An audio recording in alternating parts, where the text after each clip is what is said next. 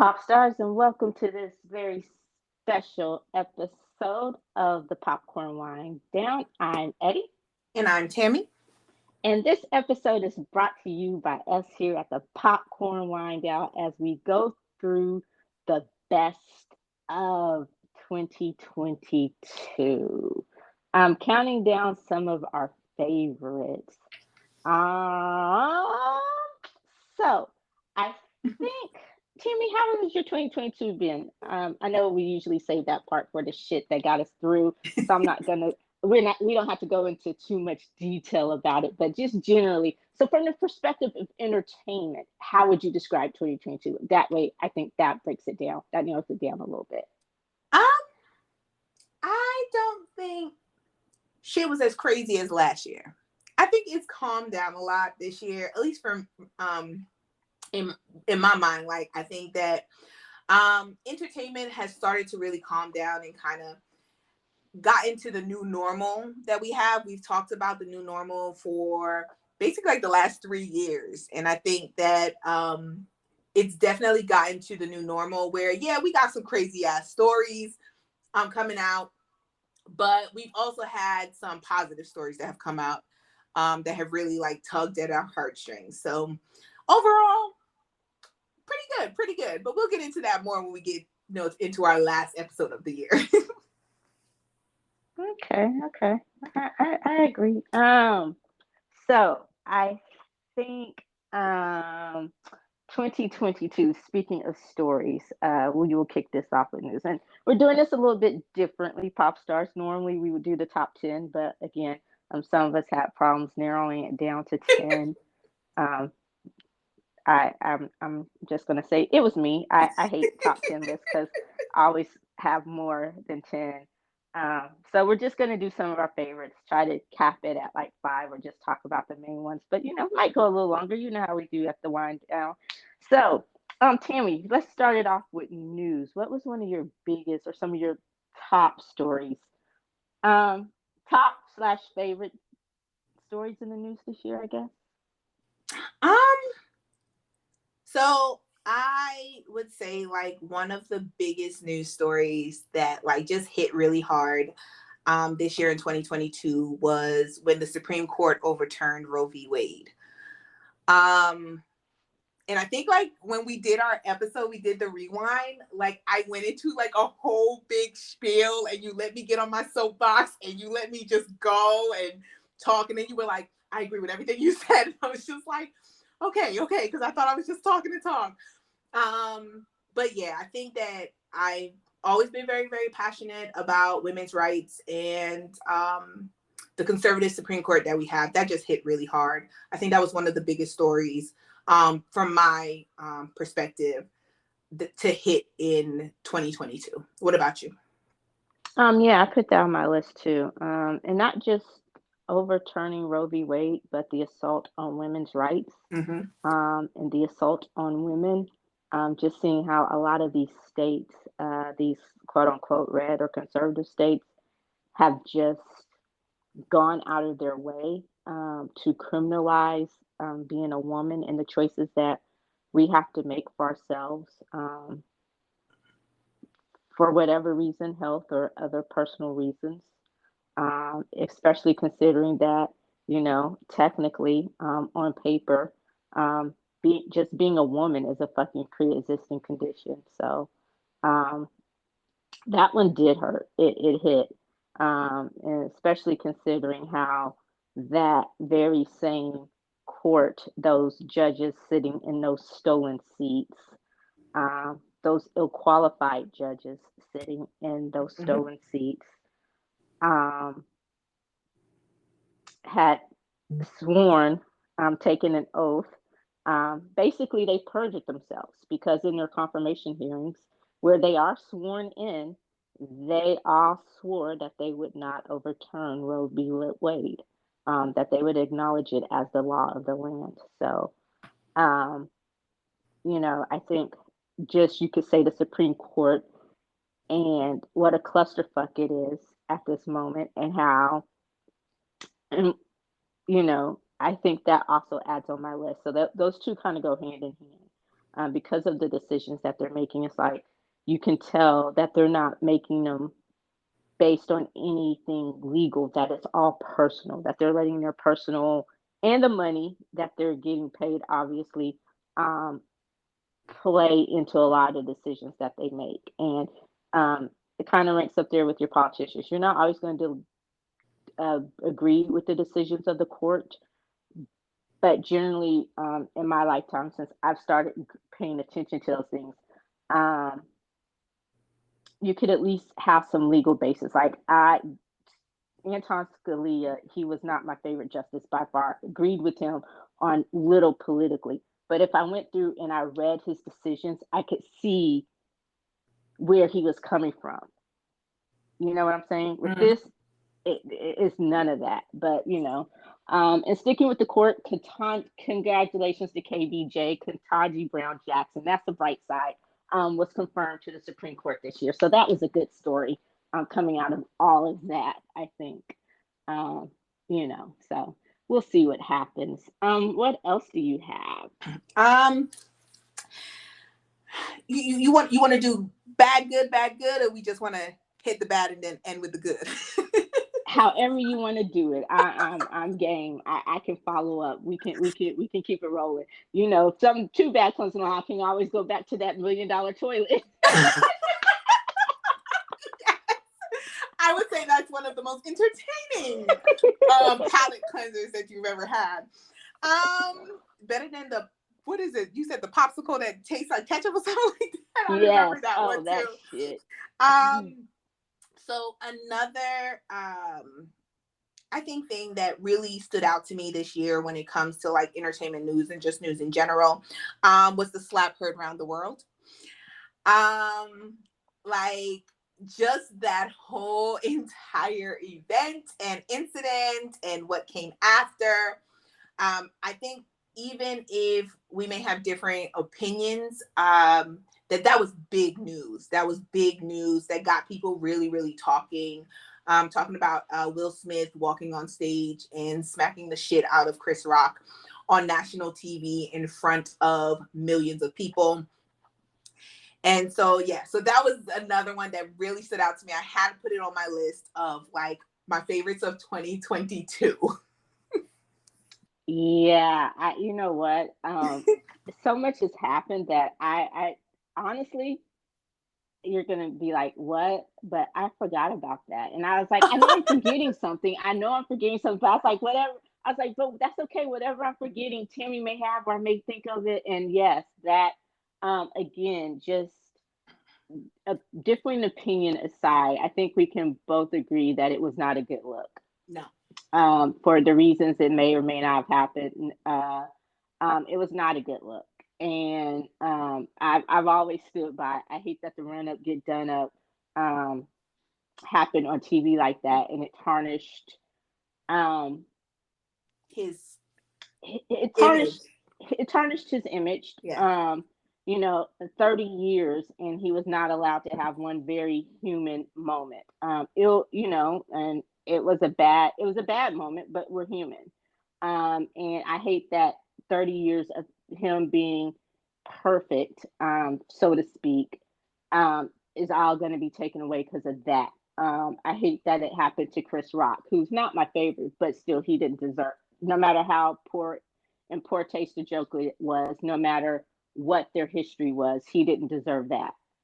Um, but I also hate that it ruined um, such a special night for so many others because I don't think, unless we go look it up, I don't even remember what won Best Movie. You don't remember who the best actor was or actress. Like, you don't remember much from that night. Well, Will Smith won Best Actor because it kind of goes hand in hand. But you don't remember much else from that night besides the slap. And I hate that for so many people who put their blood, sweat, and tears into um, that night and got their recognition, whether they were nominees or actually walked home with an Oscar. I hate that it was overshadowed by all of that. Um, so yeah, the slap, the thing that was memed forever and ever and ever. Um, Yes. I hate that. Um, I I put on my list, and I guess it's something that just basically got a good ending. Um, Brittany Griner, her Yes. story, um, and how it evolved from in the beginning, um, how it the evolution of her story and what happened.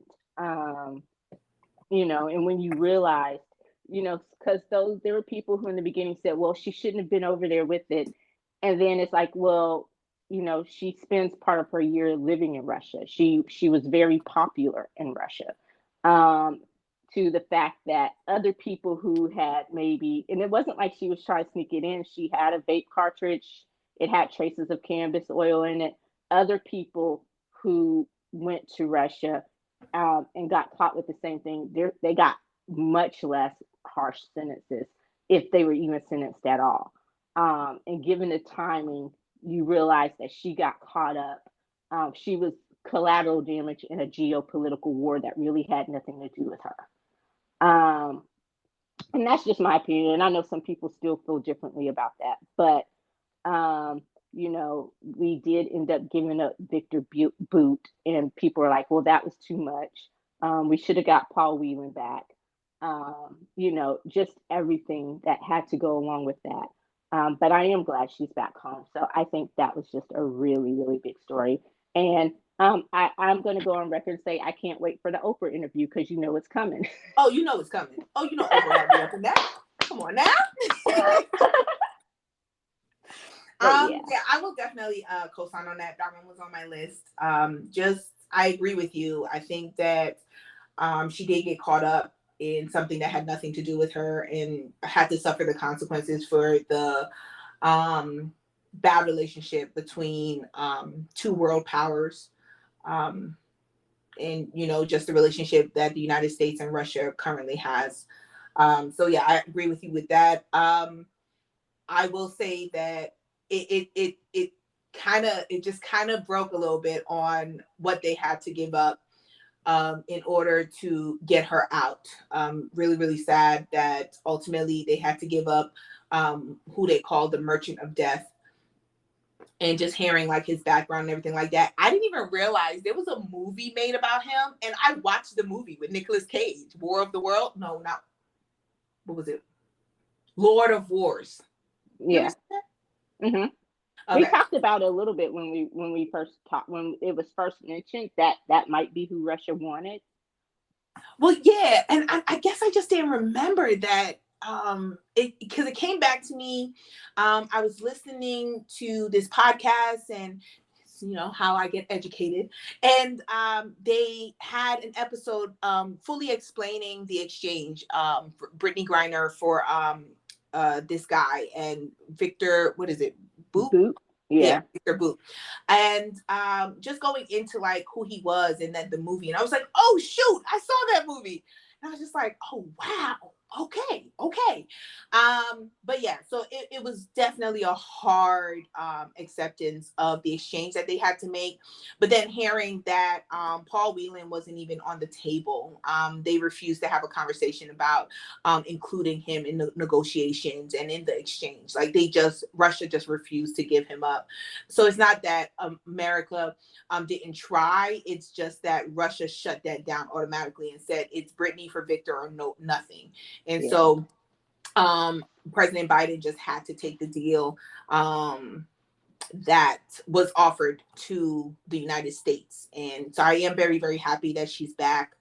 Um, it just kind of, wish it could have been just more, but, just definitely happy for her to be back. And I'm also waiting for that Oprah interview.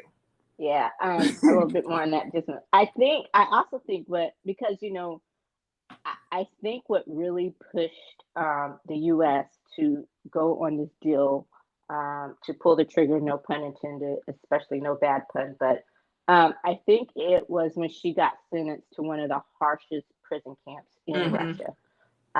And I think they knew, if we do not get her back, She won't she may survive. not survive. And so um, And like you said, all the MAGAs and all those stupid Trumpers and well, no, Paul Whelan's been there since 2018 when your boy was president, and your boy never took Putin's dick out of his mouth long enough to try to negotiate for Whelan. I don't know if that would have been a rim job involved or what, but so he had every opportunity to get him back or try to, and he didn't. And Whelan's brother and family even said that, like, Whelan's brothers basically said, "Keep my brother's name out your mouth. It wasn't in your mouth the 2 years that he was there, that you were still in office. So don't start speaking on him now." Like, so, but yeah, I hope that we are able to get him back. We got Trevor Reed back earlier this year, who was another Marine that was in Russia. So we'll see, But yeah, that Oprah interview is going to be amazing. What else do you have? What? Let's do some good. Let's do some good. Okay, okay. So I do want to say, great news. GOT7 had a comeback. Um, for anyone that does not know, we're huge fans of a group called GOT7, and last January 2021, all 7 members as a collective agreed not to re-sign with their entertainment company that they had once their contract expired. And they kept saying, we're going to make a comeback. And everybody kept talking about how they're broken up. And multiple times they had to come out and say, we are not broken up. We're still a group. We're going to make a comeback. And they finally did May of this year. And it was amazing. What they put out was even more than what I expected. Still my favorite to this day. And I was just really, really happy. I love the album that they put out, the whole comeback show that they had, the clips that they put out there, just the connection and the bond that they have, and that they still are actually cool with each other, and they're still actually friends. And you can clearly see that it's not like necessarily fake bonding like some groups have, but it's actually a real bond that they have. So I will say that was one of the best things that happened in 2022. One of my favorite things was GOT7 finally had their comeback.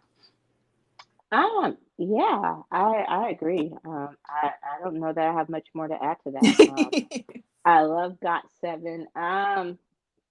I love their comeback. I love JB's comebacks. He did one as just JB, and then his other persona, Death. He's on tour right now. Um, I was hoping to get a little bit more from Yogi. I guess we could talk about this more in music because I also have them listed in some music. But so yeah, but I can't agree that that was a bright spot um, for 2022 for me. Um, and I was happy with that. Like it was amazing. I'll have more to say with music when I don't know where their album ranked on your music list, but we'll see.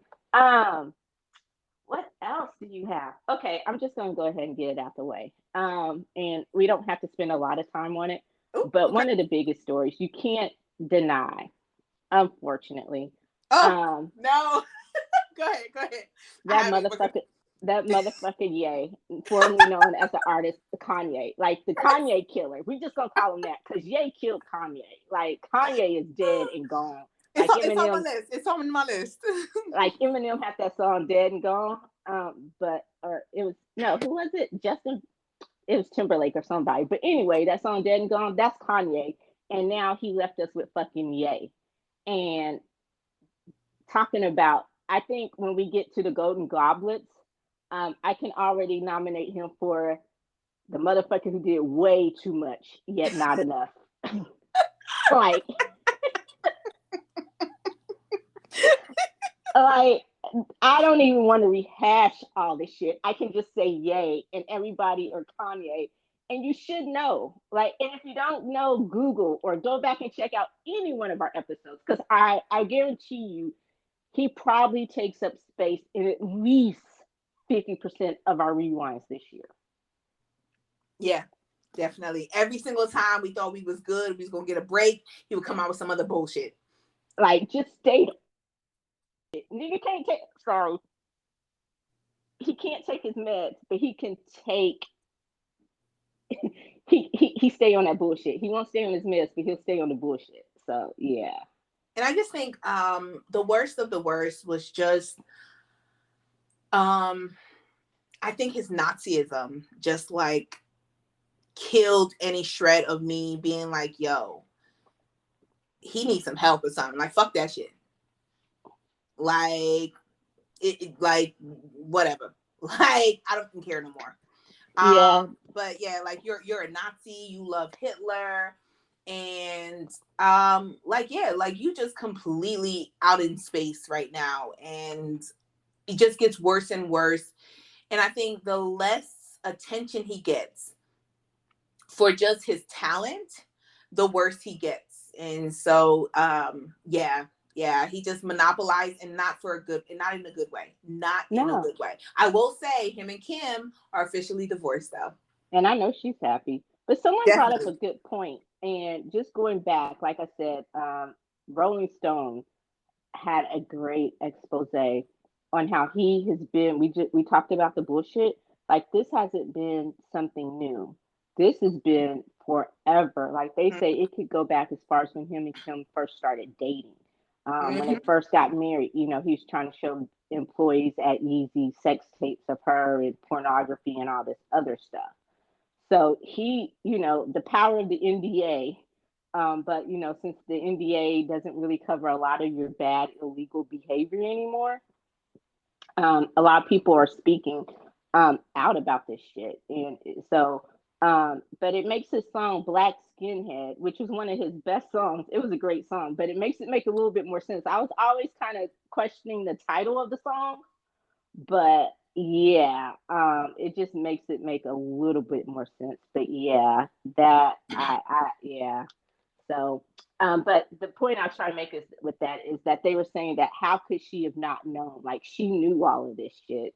So, did she think she could love it out of him? Was she okay with it? I don't know, but Um, so what else do you have?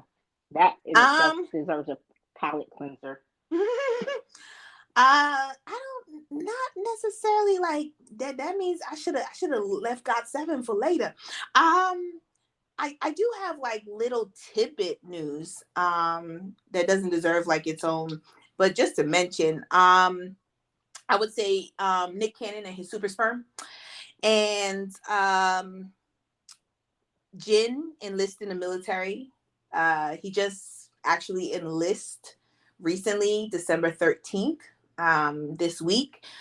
But definitely makes my news because it's kind of been a conversation that we've had multiple times for the last 2 years, I want to say, on are they going to have to enlist or not? How is it going to work? I was still of the belief that they were going to have a last minute change and wouldn't have to serve.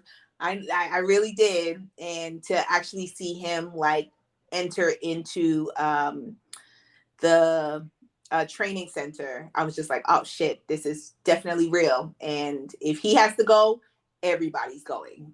Nobody's going to get a pass on that. So that one, and then another one was Dawn and Yuna breaking up. Did not see that coming. And then, did you hear the news about Bobby possibly leaving when his contract's up next year? Yeah, I did, and I'm all for that. Yeah. So, just those, the super sperm, Jen enlisted in the military, the breakup, and then Bobby possibly leaving his group as well as his entertainment company, to go solo. Okay, I'll pick one of those as a palate cleaner. My next big news, um, I will say the death of the queen. That Yes, even though she was at that. 95, we knew that was coming, and it hits a little different with something that I guess I'm going to say for TV talking, but Irish Twitter. More than the death of the queen, may she rest. Yo, Irish Twitter and Black Twitter fucking joined together. And you want to talk about, dude, I had to go. I'm not even Catholic, and that shit had my ass singing some Hail Marys. Like, I had to stop because I'm like, oh my gosh. I feel like we're gonna need a new award that says Twitter that wins. And Yeah, we're gonna have to give it to Irish Twitter and Black Twitter. because, girl. When I I was mean, they gave no fucks.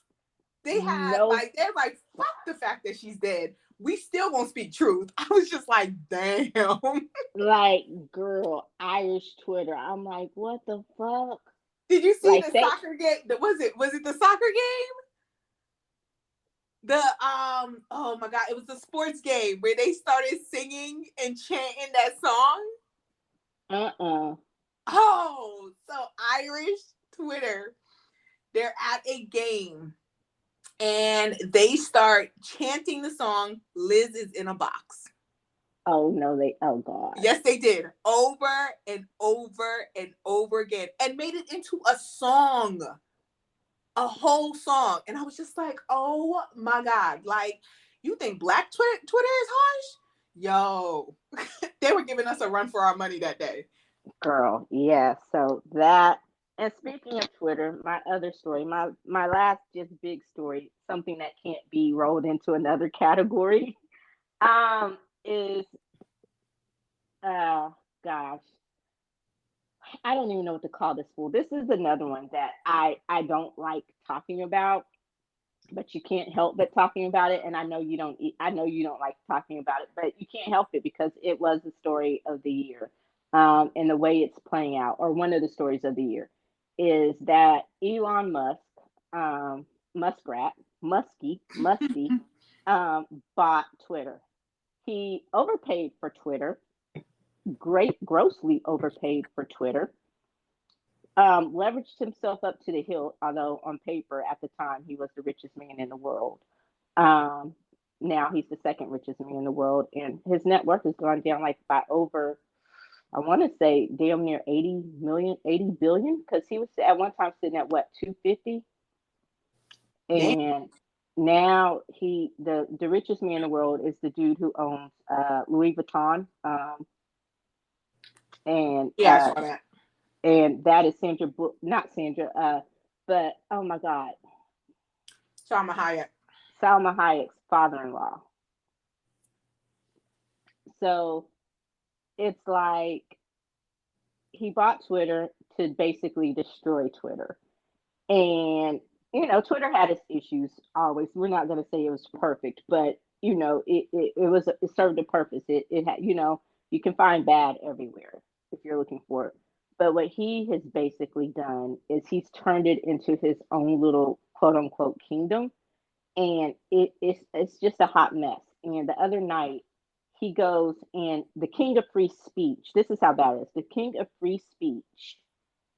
Basically, he says, "Oh, I'm buying Twitter, and it's for free speech. I'm reinstating free speech." And but so he suspended all these prominent German journalists who had reported about him or who had spoken out about him. But yeah, he's the king of free speech. Now, granted, it is a private company, and as the owner of a private company, you can quote unquote do that, right?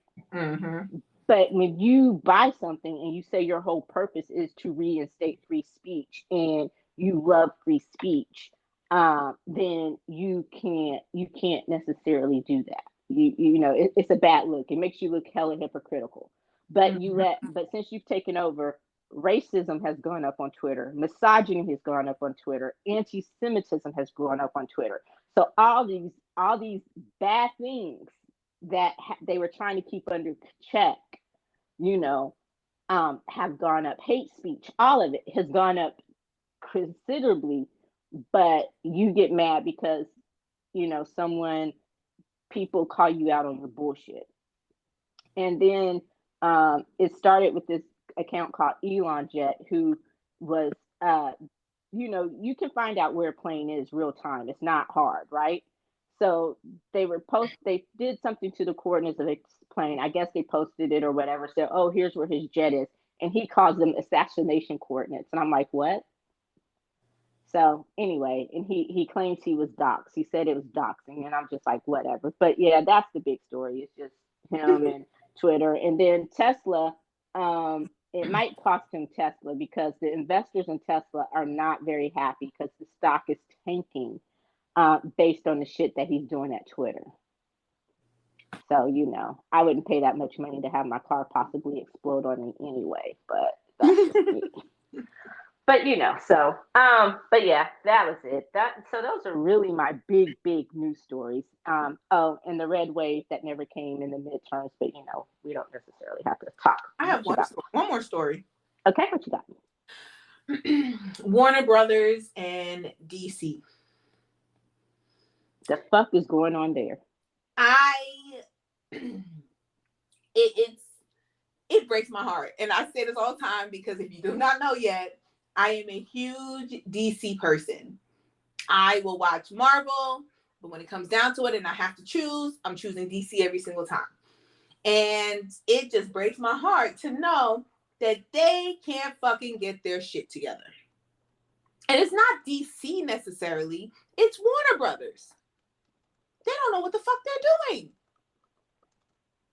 And they're killing the universe before they can even do a reboot. I was just like, ugh. So yeah, like just Batgirl getting canceled and sure. Batgirl getting canceled, doing the sure. That's me Sorry. texting her just in Sorry, case y'all are wondering. and he's like texting me. I can't turn her in real time. Again, y'all know how we roll after 3 years. Let's go. My bad. Batgirl getting canceled. Then all of a sudden finding out that Henry Cavill left a very successful series to be Superman, only to realize he was never actually hired. Then them basically firing Patty Jenkins, I believe it is, from Wonder Woman 3, and not necessarily knowing when that's gonna move forward now, and just all the other decisions with HBO Max just literally gutting series left and right, and not knowing what's gonna happen with the DC series, the TV universe that's been their most successful part of it. So yeah, like that, and it just keeps coming. Like it's not done. I'm sure we're gonna hear more in 2023, but that's a big news, and I feel like it's getting bigger later in the year. Yeah. And okay, so kind of to give you an idea of what's going on and see if you can connect the dots, I'll say that Warner Brothers is now owned by the same people who own CNN. Um, Ugh. so if you think about the gutting going on at CNN, um, then it makes a little bit more sense. And I'm confused about billionaires buying stuff. I'm like, is that what it's like to be a multi-billionaire where you just have that much money to buy something and gut it? Um, HBO Max was promising. Like it was probably one of those. I think if any regular streamer could um, could compete with um, Netflix, Hulu, Amazon Prime, Apple TV.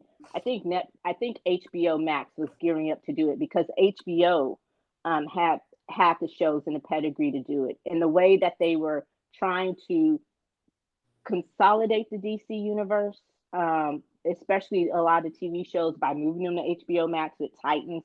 Now you don't know what's going on with Titans, and Titans is what's picking up steam and finding its own. And I agree with you. It's like, what the hell are they doing? And it is sad because you have Batman and Superman. It's like, okay, you want to rebuild the universe, but you don't want to do it with Batman or Superman. You had a very promising Batman movie, but now you don't know whether or not you want it to be part of the DC universe.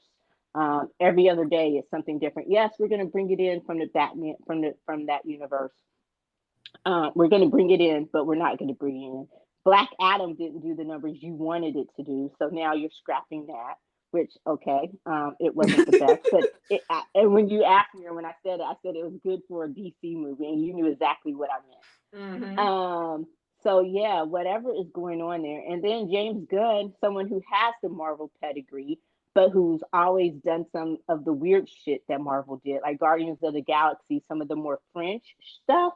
He's the guy that you brought in to redirect the whole, um, to redirect or to steer the ship. And it's like, yeah, like the idea that they had is a lot of the French characters that was going to be what they built up, like how Disney does on Disney Plus. That's what they were using HBO Max for. So now your excuse for scrapping Batwoman, the movie, is starting to make less and less sense. You know, so I'm gonna see. James Gunn said after Christmas, when they actually make an announcement about where they're headed and what's on the slate, it will all start to make a little bit more sense. And I hope so, because it's just like right now from it's like, well, what the fuck am I paying for HBO Max for? It's like you don't know what to do from DC to HBO to HBO Max to any of it. It's just like, what? Why did you even buy this? To just like, it's confusing. It's weird, but yeah, that is a very big story. And then it's like, and then people got excited because they're like, oh, well, Henry Cavill, is he going back to the pop? Is he going back? Um, to is he going back to the Witcher? And it's like, no, nah, he's not going back to the Witcher. No, So he done. He done. but he's developing some other nerd thing that he likes. He's into all that kind of stuff. So I just saw that he's developing some other show that he likes. That I don't know that it's quite the Witch. It's not. It's along the Witcher lines. It's like one of those big. It has a big nerdy following, for comic book and video gamers and all that kind of stuff. So we'll see. I'm still gonna watch The Witcher though, because I was drawn into the story. So hopefully, um, Liam, is it Liam that got the role? Yeah, Liam Hemsworth. Yeah, hopefully Liam. But we still get another season of Cavill, right? Yes. So Okay. season 3 will be Henry Cavill, and then season 4 is when Liam takes over the role. Okay. So yeah. Um. All right. I think and the ultimate palate cleanser for me this year was Snoop Dogg's weed roller. Like Snoop Dogg actually has someone on payroll whose sole job it is to roll his blunt. So his blunt roller, and homeboy gets paid. Okay, so yeah, that was my ultimate palate cleanser. Like, where can I apply for that job? Although I don't know that I would have the skills for it, but I could learn. I could learn. We could all Um, learn. we could all learn. I guess, and you never have to worry about being depressed at work. You might always be hungry, but your ass wouldn't be depressed. Okay. So we have, I guess, switching gears to music. The other, like, I I found a I love music, and we all know that. I found a lot of solace in music, as I always do, but I don't know, and I'll save it for the shit that got us through 2022. This was just a weird year for me, and I didn't listen to as much music as I normally do. Like it was just a weird year, which will make sense that later. But Mm-hmm. I did get some good stuff. So, did you? And I know you're not a big album, like you don't listen to a whole lot of albums. You go for songs and stuff like that. But did you have any albums that particularly made your list, or? So it's so funny, right? Like I'm looking at my list of songs, and as you're talking, I was just like, Eddie's gonna ask me about albums. Like I just know because as you're talking about how like you're the music person, I was just like, oh shit, she gonna ask me for albums. So what am I doing right now? I'm writing down the albums. What were some of your albums, Eddie? Uh, some of my albums. Well, now this was a year that kind of started off like I considered this like the I considered this like the COVID break year, like because this is the year that COVID finally caught up with like the movies you could tell and all of that. So the Mm-hmm. year started off kind of slow, like just getting back into it. And of course, I have a whole list that goes beyond 10, but I'm not going to name all 10. I'm not going to name, but I'm just going to say, besides the ones that made everybody's list, like Taylor Swift's Midnight, Harry Styles, Harry's House, Beyonce Renaissance, Lizzo special. Bad Bunny definitely tops, Verano Senti is an amazing album. But it's on everyone's list. Number one, between Renaissance and Bad Bunny, they're number one and two on everybody's list. So I kind of went a little bit in Rosalia, Motomami. I kind of went a little bit off of that. So I left the most popular ones off. But um, I have Omar Apollo Ivory, which was amazing. I love Omar Apollo. Um, and I'm going to see him in SZA in March, so I was excited that I got tickets to that. Brent Fires Wasteland was really good. Jesse Reyes Yesy is one of my favorites. One that kind of came out. Now I have a question: are we counting albums that came out just this month? Yeah, Okay, so it's one that came. 2022. Okay, so I'm cheating a little bit because one came out at the very end of 2021, like very end of 2021, That one and I don't. doesn't count. It does because it came out like when I say at the very end, I mean the very very end. Like it just barely made it into 2021. So this is my bonus, but it's really good, and it did not get a lot of props. And it was Khalid Scenic Drive, and it was an EP, and it was so great, so You great. say Khalees? Khalid, um, Khalid. yeah, Oh, yes. and it like now you know what I'm talking about. Like when I say legitimately, it came out at the very very end of Yes. 2021. I'm with you on that one, Eddie.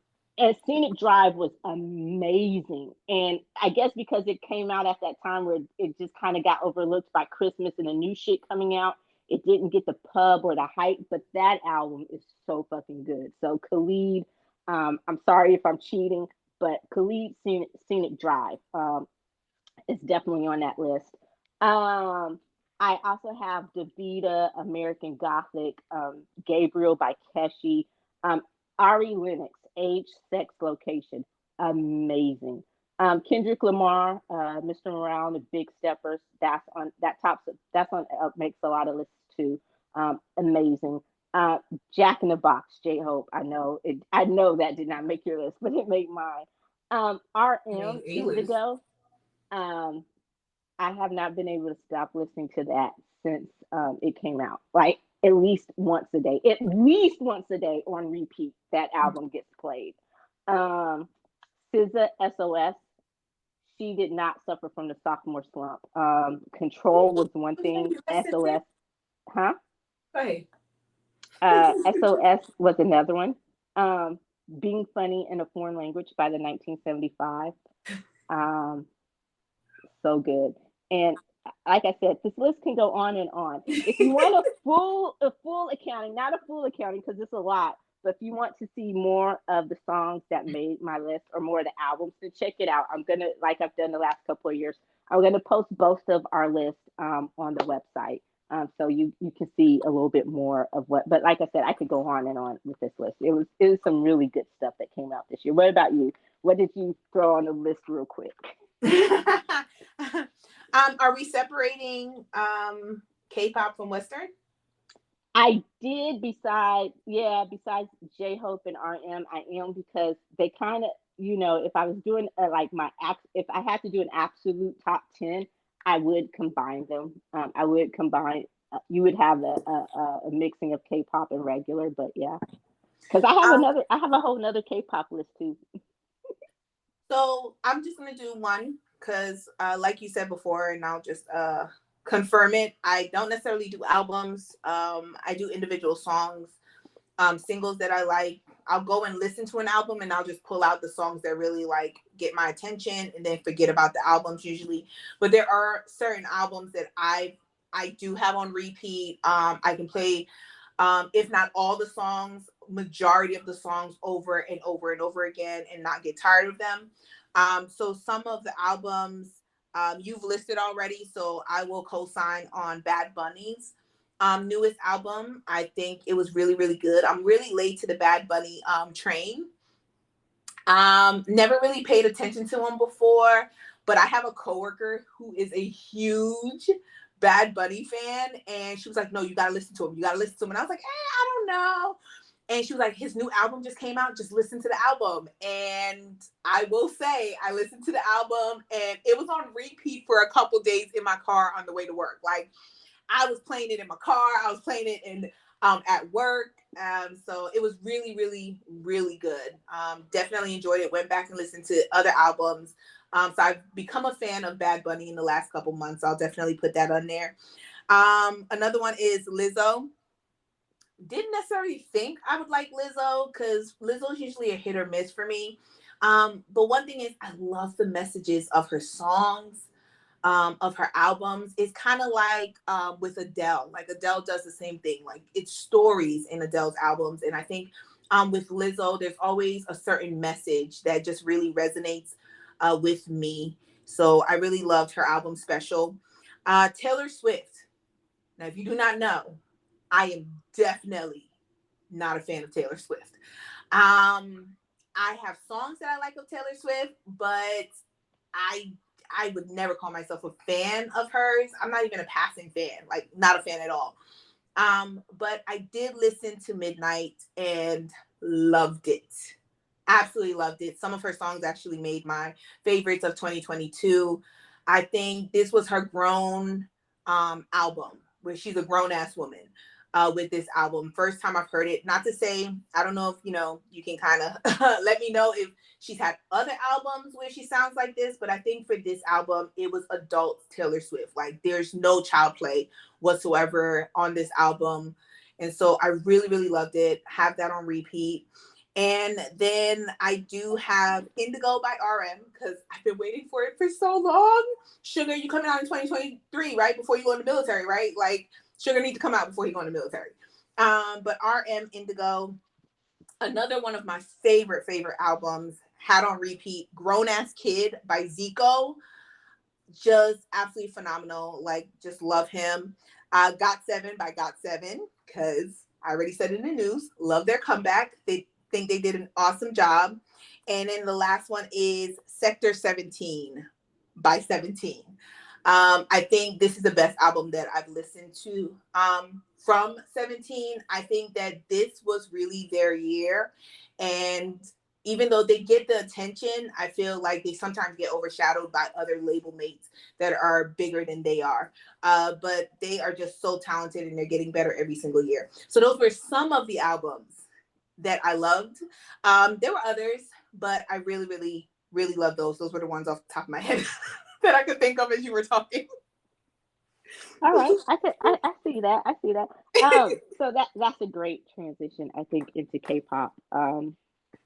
Like I co-signed. Got Seven. Actually, like I said, it would make my combined albums list.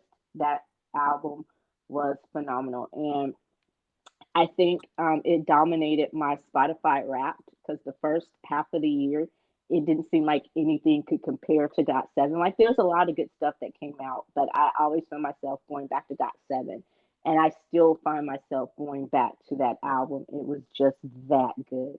I liked Proof. I loved BTS Proof, and I loved the four. I would call it an EP and then the anthology because I loved the four new songs that they released that came off of BTS Proof. Run BTS, I love it. With their last performance in Busan, we got to see the routine for it, and then they released the dance video, and I love watching it. And I just love the song. So I Proof made it. And it actually, the songs that they picked on there may not have all been my favorite, but it gave me a new respect for some of those songs. I still don't like Idol. Like, I still hate Idol. So I don't know that anything will ever change that. And I know that's one of their most popular songs. But um, I also have on my list Grown Ass Kid by Zico. Great album. Great album.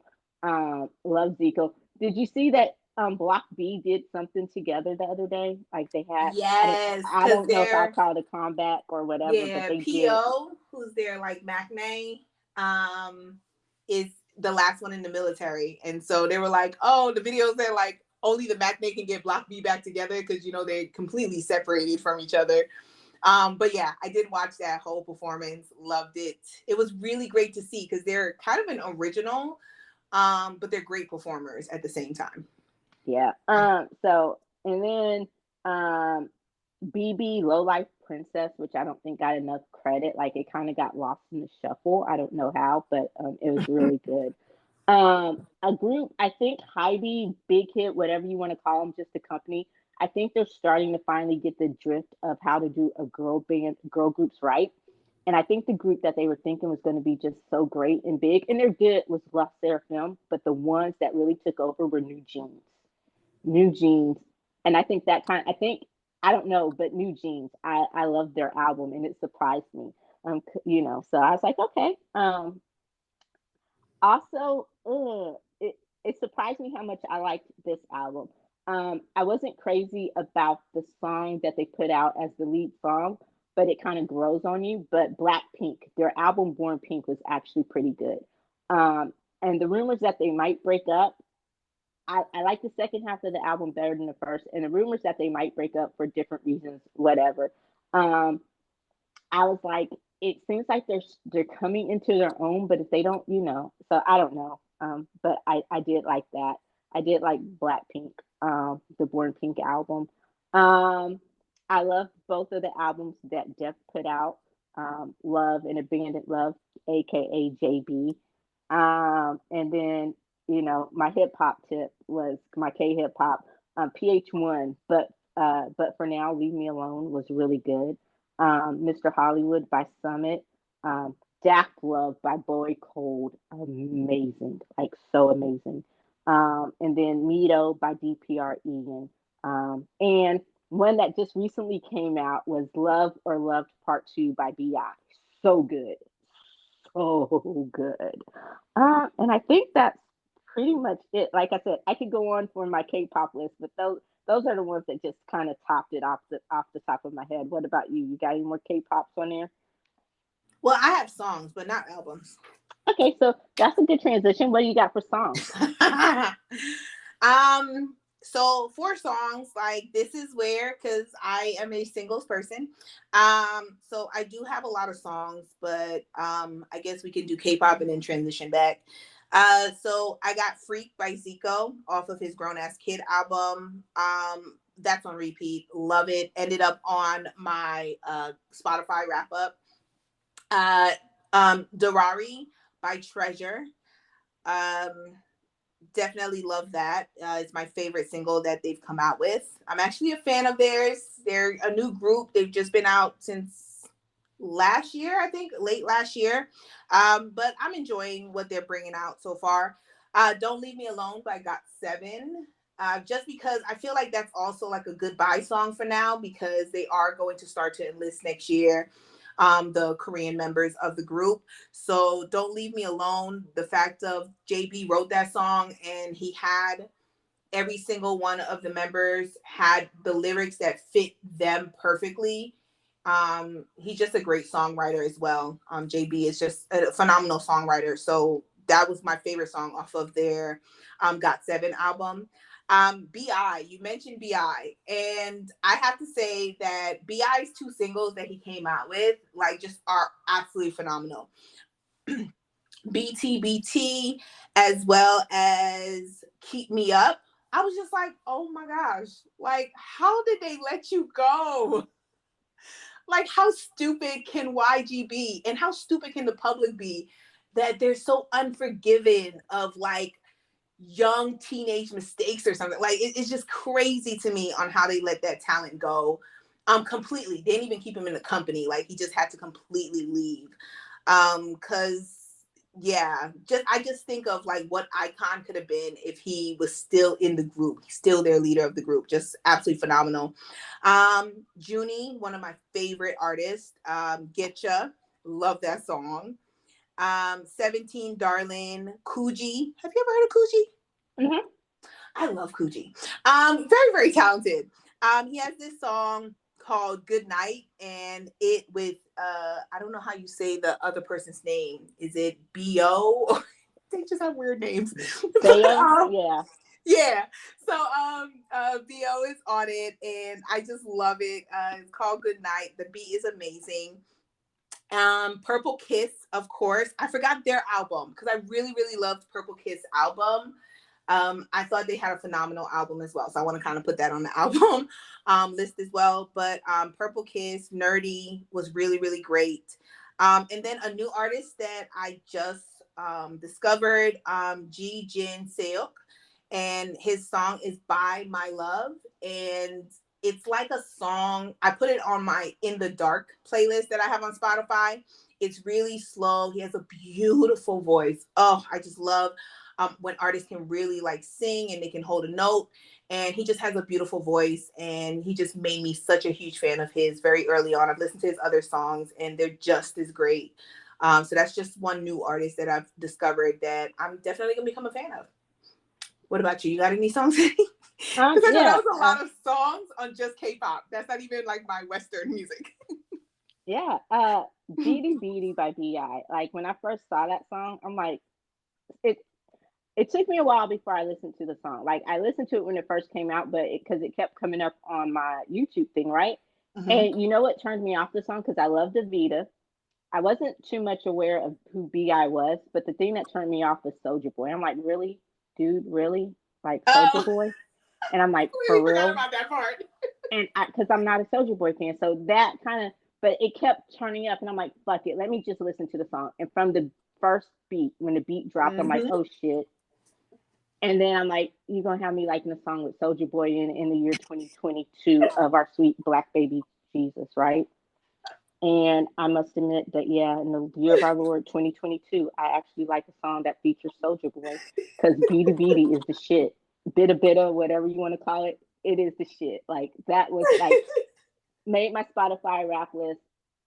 That is the song. Like, and it's just so smooth. And it has so many different styles within the song. Like, it's just smooth. And the different genre mixes, production, besides the lyrics, and that I love two of the three artists that are in the song, that are on the song. Production value of the song is a phenomenal, great And song. the performance is just as good. It is, it is. And then so we talked on the last episode Rewind when we actually talked about Indigo, right? And we talked about our favorite song and how it's a no skips album. It really is. It really is. And I told you it depends on the day. Well, I think I actually found my song. The Which song one? that when I don't have time to listen to the whole album or I just want to hear a song, there are three that make the top three that are just my go-tos, but the one that I just have on repeat, kind of like Don't Leave Me Alone, which is also makes the list, is Closer with featuring Paul Blanco and Mahalia. Mm. Love the song. And Paul Blanco also makes my list with someone you mentioned, Bayo. They had a great song together called Summer. Okay, I'm gonna have And to listen to that. Summer, and it was, and this came out earlier this year, earlier in the summer. And of course, how I found this song again is it just popped up. You know, you get recommendations on YouTube. And so I'm like, okay, let me just see it. And I fell in love with Paul Blanco's voice. So when I saw him in RM, when I saw him on RM's thing, I'm like, oh my God. And so I love, so the song Summer featuring Paul Blanco and Bayo. And I'm like, yes, I need another whole Paul Blanco album because I think the last time he released an album was like 2020. So I need another Paul Blanco album, just putting that out there. I loved More by J Hope. It gave me old school vibes, old school uh, early 2000s, late 90s when hip hop and alternative were kind of meshing that hybrid, like that Lip Biscuit, Corn, Linkin Park feel. That's the kind of vibes that song gives me. So I love it. It's a throwback. One that just kind of came out that got a full video and full single treatment, Birthday by 10. I love 10 and I love 10's voice. And it's kind of got me looking forward to that wavy comeback you mentioned earlier. Um, of course, Don't Leave Me Alone, got 7. Sexy New Kim, Bombing Tiger featuring RM. I love that song. And that's just, it's a song that you think you would hear in a club or something, but it has just this hard beat and I love it. It's just a weird song that I love. Um, I liked Rush Hour as a comeback for Crush, just like I'm back from the military. It's got me. I want a full album from Crush. I need a full album from Crush, but you know, I realized after this far into the game how they do things in K-pop. So it'll probably be another year or two before we get a full album or whatever from Crush. But he had his comeback single. And yeah, but those are the ones I can just think of. I know I'm missing a whole slew of songs. I have one more. Um, Go ahead. and yeah, so yeah. So what's your song? And maybe it'll come to me. But So I have two more that I missed okay, from my list that kind of came to me when you were talking. So one of them is Yes Man by P1 Harmony. I am still not on the P1 Harmony train, but we did review their latest album during our K-pop review. Go back to check out the series that we did. And that song was on repeat. Love that song. It just didn't sound like their style necessarily, but I just loved it. So definitely check out Yes Man by P1 Harmony. And then another one is when you mentioned Blackpink. I'm gonna agree with you. I did enjoy their album, Born Pink. I hated Pink Venom. Hated it. Blackpink, Yeah, Black. like I just thought it was a horrible, horrible single, and it set you up to think that the album wasn't going to be great. And it actually was. I will say Born Pink was even better than the album. Still the stupidest name I've ever heard. All Oh, it right. was. It was.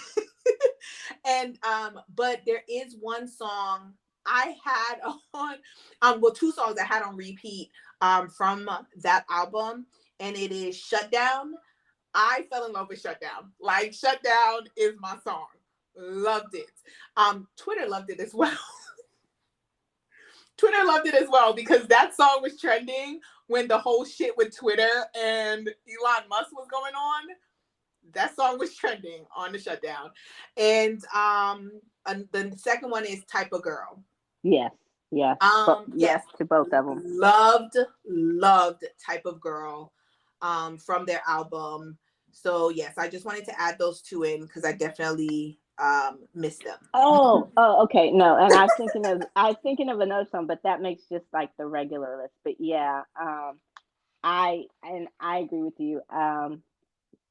I need a Sugar album.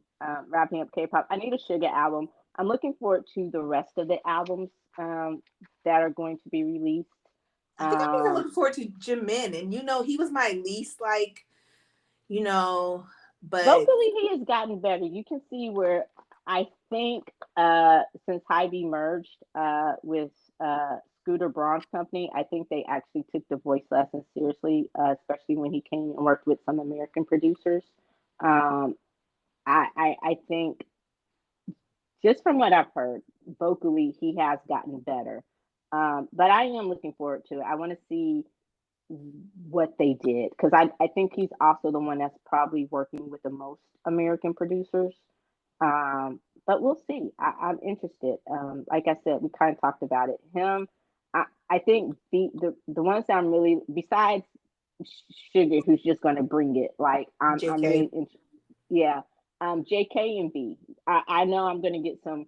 Like you said, V is a great songwriter, and V is going to do some shit that's just going to subtly hit you in the feels. But I'm interested to see how he's going to get to the fields because it's going to be some artistic, weird. Because V is weird. Like I love him to death. Come at me, Army. V is my bias, and I can say that I fully recognize he is a creative weirdo, and I'm here for it. But I'm interested to see what JK is going to bring too. So that's what I'm interested. Oh, Monster X. First of Monster X has their big comeback in January. I'm looking forward to that. And I think because they started off the year so strong, it was a quiet year for them relatively, but they needed the break because they busted their ass for the last 2 years where we got what 3 or 4 albums or EPs every year. It was So negotiation year. That's why. yeah, but it was quiet for them. So I'm looking forward to for them to come back and see what they give us. They've already dropped the album title, Reason. TXT. Looking forward to their comeback, and I agree with you. Honey, this is not a new. I'm just saying, since we're there, we're talking about K-pop. Um, And I agree with you. It got seven. I mean, not got seven. 17. They also made my list. Sector 17, because I was good on 17. Like I told you before, I saw the potential, but after that last shit they put out before Sector 17, I told you I'm good on them. But Sector 17 revived them. It brought them back in my eyes. And Darling, and I've loved all of the performances from that album. So kudos to 17, and I agree with you. I don't think they always get a lot of the credit that they deserve. But with BTS um, taking that hiatus, it seems like that the throne is going to be there for the taking, at least for a little bit. We'll see what happens when they come back, but um, there is a place, and I see Stray Kids stepping into that spot. They're immensely popular, and they're really good too. All right, that's it for my. Since you don't want to talk futures, what's coming up in K-pop, we'll save that. But what are some of your Western songs? So I guess those aren't as many because I'm a huge pop in. So I have Kane Brown. I'm a huge fan of his, country singer. Leave You Alone was one of my favorite songs. Played it nonstop. Why Don't We is another group that I love. Let Me Down Easy. Lie was another song that I loved. GFY, Black Bear featuring Machine Gun Kelly. That's his name, right? Mm-hmm. Okay. Machine Gun Kelly. Really, really love that one. Actually, I'm a fan of Black Bear. Sometimes he can be a little much, but overall, I can listen to him. Of course, Bad Bunny, Moscow Mule was one of my favorites on his newest album. Another, of course, Taylor Swift, Lavender Haze, Snow on the Beach, Question. We talked about this when we went over, kind of did an impromptu review a little bit. I don't know if we did that on the podcast or we were just talking. I think we were just talking to I think each we other. did on the podcast. We did it I'm on not sure. podcast. Yeah. But yeah, like those three songs, still have them on repeat. Love those songs. I'm in love with you, Eddie. You'll love this one, the 1975. Love that song that it came. I'm in love with you. I have that on repeat. Those are just some of them that were my favorites. There are other songs because I do have a lot of songs that I added to my ultimate playlist, but just the ones that really are on repeat constantly throughout 2022 would be those songs, including the K-pop ones I've already named. What about you? Yeah, including the K-pop ones I've already named. First Class, Jack Harlow. That was a bop. Like it really was. It grew on you. That's Throwback to the one, Fergie and Glamorous. Huh? Fabulous, right? Wait, huh? The Fabulous sample, right? No, Glamorous from Fergie. G Oh, Glamorous, right? L A M. Yes. Um, Circles Around This Town, Maren Morris. I agree with you, Kane Brown. Um, Breland, gosh, and now I'm having a mind thing because I didn't write it down. But Breland and Thomas Rhett had an amazing song. Um, Keith Urban, Brown Eye, was a good song. Um, and I noticed that when I was writing this, I mixed up some of my K-pop, so I'm trying to go through it. Taylor Swift, two songs from Midnight that I just go back to. Lavender Haze is one of them, and Midnight Rain, love it. Church Girls with Beyonce, love that song. Uh, Late Night Talking, Harry Styles. Left and Right, Charlie Puth and Jungkook. It grows on you. You have to listen to the It song does without the grow. video. The video is stupid, but I almost put it on my list. It does grow on you. it grows on you. It's just one of those songs you find yourself and you're like, when did I start liking this song? Yeah. And you just find yourself like, oh, okay. So when you hear it in the store, something you're like, yeah, that's the bop. That's my shit. Um, Lizzo, Ready to Love from About Damn Time. Evergreen by Omar Apollo, the aforementioned Omar Apollo. Just because it's so fucking good. I put Closer on from RM. Um, and I think the song, it's hard pressed for me to ever just name a number one song, but I think my top song of the year, and there's two of them. Well, because um, but hold on, let me find it gosh, it is. No, no, no, no, no, no, no, no, no. Okay, so there's two. Um, Wait for You, from Future, featuring Drake and Tim's, and then Tim's No Woman, No Cry from the Black Panther soundtrack. Love it. And I even love the remix, which is hard to find. The version that they did in the first trailer that has that's remixed with Kendrick Lamar's "Everything's Gonna Be All Right," or not Mm-hmm. "Everything's Gonna Be All Right," but Kendrick Lamar's "All Right." Mm-hmm. Oh my God, I love Tim's. She has such a beautiful, beautiful voice.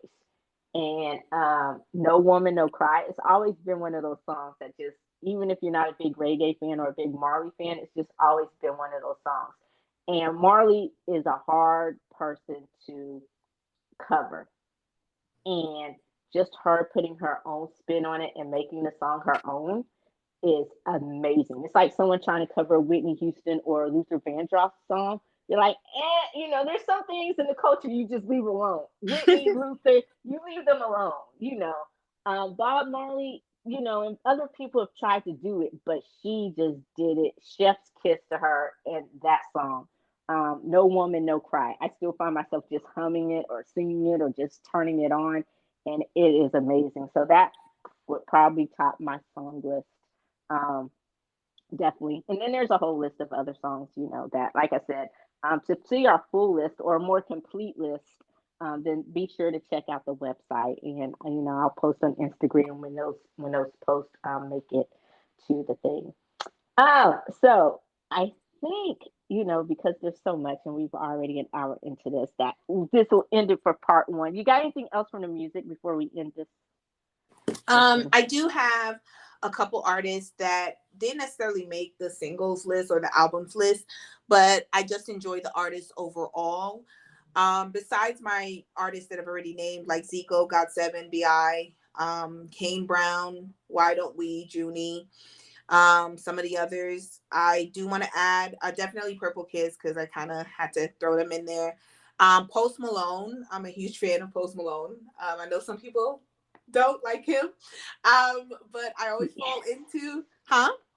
The song with him in the weekend. Oh my God. Yes. Yeah, like He I actually, just, every song that I like, when I listen to his albums, like I can listen to his albums over and over again and just find another song to really like. Like he just has a certain talent that I just love. Like I've just been a fan since he first came out, and plus it's a little nostalgic because I got introduced to him by some people at work, and so I've been a fan of his ever since.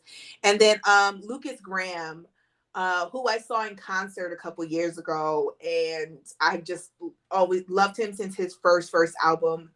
And his voice is still as amazing as it was when he first came out. So those are just some of the artists, my favorite musical artists that just stood out to me this year. Not to say they weren't other amazing artists, but those were just some that really, really stood out to me in the year, making my Spotify playlist over and over again. oh yeah, and you mentioned the 1975. My favorite song from them this year. Their whole album, "Being Funny in a Foreign Language," is phenomenal. Their show is amazing. If you want to get a glimpse of what it's like, then go on YouTube and just put in the 1975. And they did a concert at Amazon Prime. So that Amazon Prime showed, and it's amazing. It kind of gives you an idea just how creative they are. Amazing show. Saw them live. Besides the Amazon, the show on YouTube, actually saw them live here in Houston. Amazing. Second time seeing them, and I thought, you know, it's a group that even if you see them once, you need to go see them again because they put on a different show every single time. Like I was not expecting that, but so my favorite song from 1975, probably only second to "No Woman, No Cry," is "Tell Me What I Need to Hear," or "Tell Me What I Want to Hear" by the 1975. Beautiful, beautiful song. So that's that. And Junie, of course, makes the list. Just had so many people, but I love Junie. I don't think he gets enough credit, enough props, enough recognition. Amazingly talented young man. Yes. So, um, and like I said, for a more complete, uh, version of our list, a little something also a little bit more cohesive, then check it out on the website and you know, keep it locked to all the socials. to know when that post is dropping. So, all right, I guess that does it for part one, which we on the fly decided. Stay tuned for part two of our favorites, and that will include movies and music, which I think is going to, take up enough time on its own and probably get a more detailed list of how just disappointed we are in DC and maybe what we expect from Marvel. Do we have superhero hangovers? Yeah. Probably. Probably. All right. Well, like I said, that does it for this episode. So be sure to like, listen, follow wherever you and comment. Always comment where you listen to your favorite podcast because we got it like that now.